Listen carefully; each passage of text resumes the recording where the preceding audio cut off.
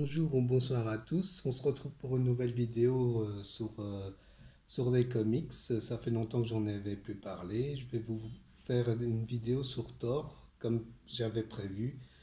Euh, C'était pour la sortie du film. J'avais envie de vous en parler du personnage de Thor, même si j'ai pas, je suis pas énormément intéressé par ce personnage. Enfin, j'ai du mal à m'intéresser à ce personnage, le trouvant trop.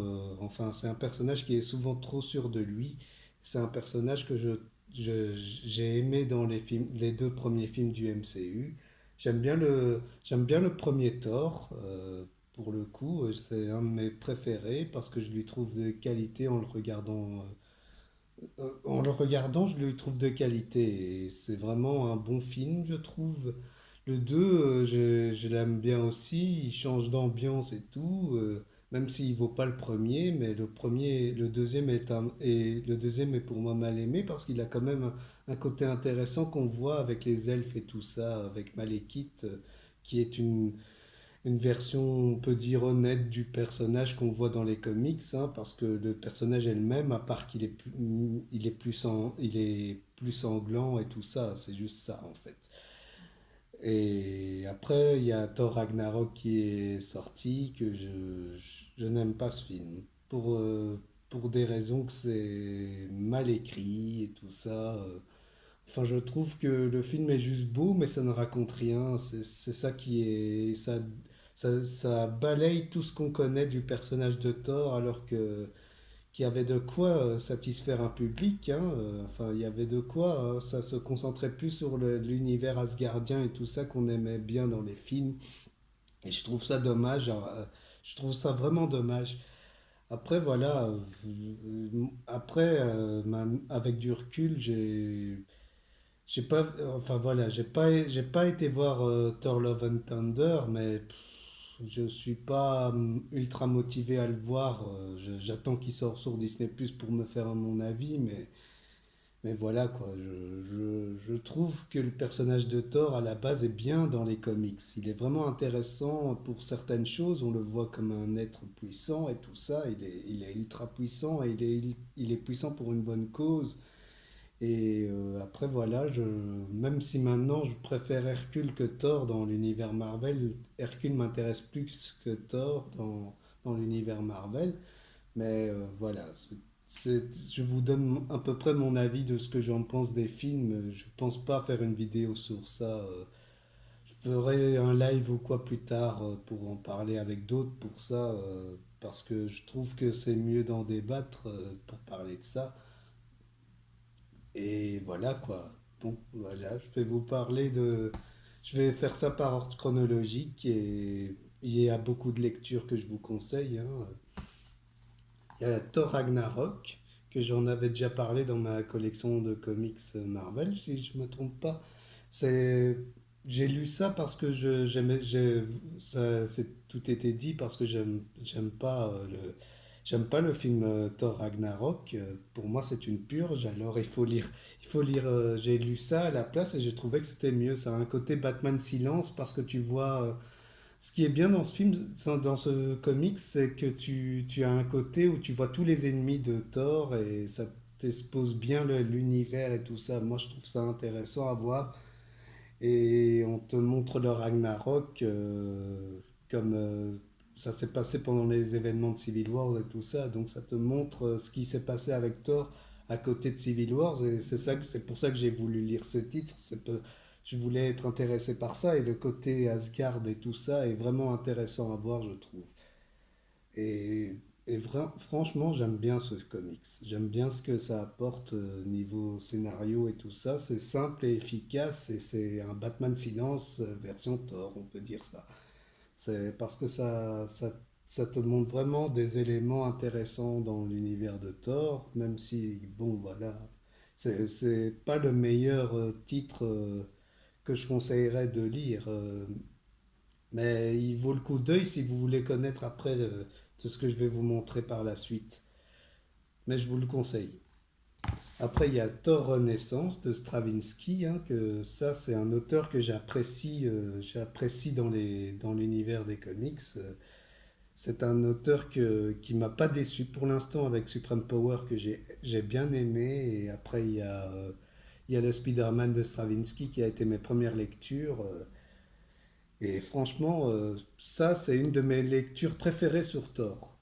Même si j'ai des préférences pour le premier tome, parce que le premier tome est vraiment très bien. Ça te montre les conséquences de Civil Wars et on te montre un combat entre Thor et Iron Man qui est intéressant parce que ça fait référence à ce qu'on voit dans le premier Avengers.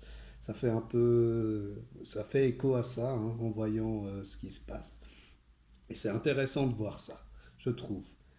Après, voilà, ça fait longtemps que je l'ai plus lu, mais je m'en souviens que j'ai été surpris par ce titre et on sent que Kenneth Branagh s'en est inspiré pour l'esthétique de son film. Ça se sent clairement dans ce film et c'est vraiment intéressant à lire pour ça. Après, Thor Victoire, qui est fait suite à ça, est complètement différent, hein. Il est aussi sympa à lire, mais je trouve qu'il était moins marquant que son premier tome. Il y a des trucs qui sont vite rushés et tout ça. Il y a le retour de Loki qui est pas, c'est pas ouf, mais après c'est intéressant à voir parce qu'on voit le point de vue de Thor pendant Civil War, si je me trompe pas. On voit qu'il se pose des questions de ce qui s'est passé sur la Terre et tout ça, et c'est intéressant de voir ça. Il y a une remise en question et tout ça. Comme Stravinsky sait bien le faire, il sait poser les bases d'un personnage. Et il arrive à donner de l'épaisseur, tout en allant en ligne droite, et c'est ça qui est intéressant à voir, je trouve. Et franchement, je conseillerais les deux titres pour se faire un avis complet parce que ça se suit, hein. Même si pour moi le premier tome se suffit à lui-même. Après voilà. Ça a été une de mes premières lectures sur Thor et j'ai adoré ma lecture dessus. Ça m'a fait aimer le personnage pour ces points que je vous ai déjà dit par la suite. Après, il y a Thor de Jason Aaron, hein, ça c'est un titre que je pourrais même pas vous présenter tellement on en parle. Mais c'est vraiment un titre que je vous conseille de lire parce que c'est vraiment bon. C'est vraiment bon, ça m'a fait aimer le personnage de Thor aussi. C'est une de mes premières lectures dessus quand j'achetais mes 100% Marvel. Et c'était vraiment intéressant à lire.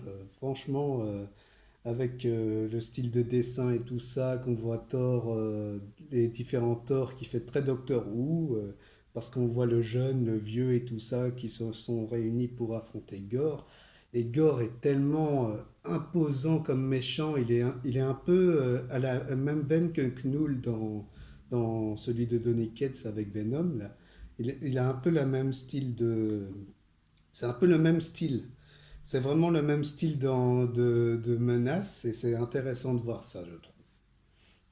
Et franchement, ce run, je pourrais vous le conseiller, surtout pour ce qui est des premiers, il va sortir en omnibus là, et il vaut le coup d'être lu, hein, même si moi je ne m'attarderai pas sur l'omnibus, moi c'est là, moi ça me suffit largement, mais c'est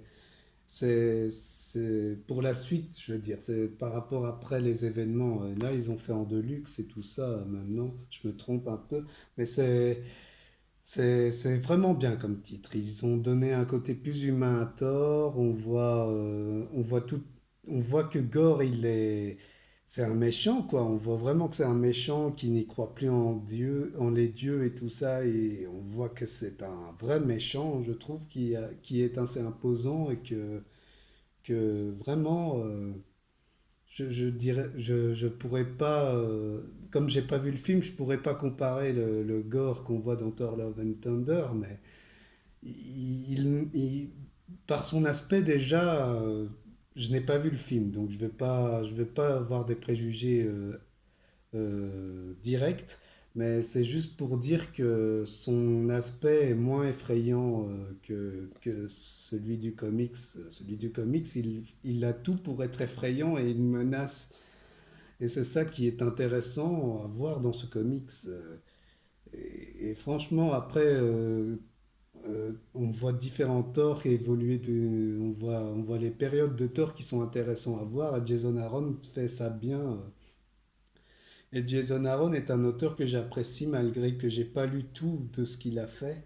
mais je vous conseille de lire. Après, il y a The Mighty Thor, euh, c'est par rapport à la nouvelle Thor, hein, qui Thor n'est plus digne du marteau après les événements d'Original Sin, que j'ai pas lu Original Sin, donc j'ai juste lu ça je sais ça parce que je le sais, j'ai vu des infos, mais il faudra que je m'attarde dessus un de ces jours. Et The Mighty Thor, c'est vraiment très bien. Ça te montre d'abord la prologue du personnage féminin qui va remplacer Thor. Et le mystère est très bien transcrit dedans et on voit que vraiment Jason Aaron exploite le personnage de Jane à la perfection, hein. Enfin voilà, je voulais pas vous spoil, mais je suis obligé de vous spoil. Mais Jane obtient le marteau de Thor et c'est ça qui est intéressant à voir. Il y a tout un enjeu par rapport à sa situation de son cancer et du marteau qui est puissant et que elle veut prouver qu'elle est digne et tout ça et c'est ça qui est intéressant à voir. Surtout dans ces premiers de Mighty Thor, là c'est la prélude de ses débuts en tant que Thor, hein. C'est ça qui est intéressant, c'est ça qu'il faut se dire au début. Donc c'est intéressant à voir. Et après il y a All New Thor qui s'est fait la suite de ça, hein. Et ça j'ai bien aimé ce run, hein, malgré qu'il y a quelques simplicités scénaristiques je trouve, mais après le récit le run s'en sort bien pour ce qu'il est. Et encore une fois, Jane Foster est intéressante parce que son joue un enjeu fort dans ce récit, même si je trouve que ça aurait mérité plus niveau background par rapport à ça. Enfin, ça aurait mérité un peu plus d'épaisseur et un peu plus d'impact par rapport à son cancer. Mais après, avec du recul, je trouve ce récit vraiment bien et c'est un des titres qu'il faut lire dans les All New pour ma part. C'est vraiment très bien et je pourrais pas le déconseiller parce que c'est vraiment bien.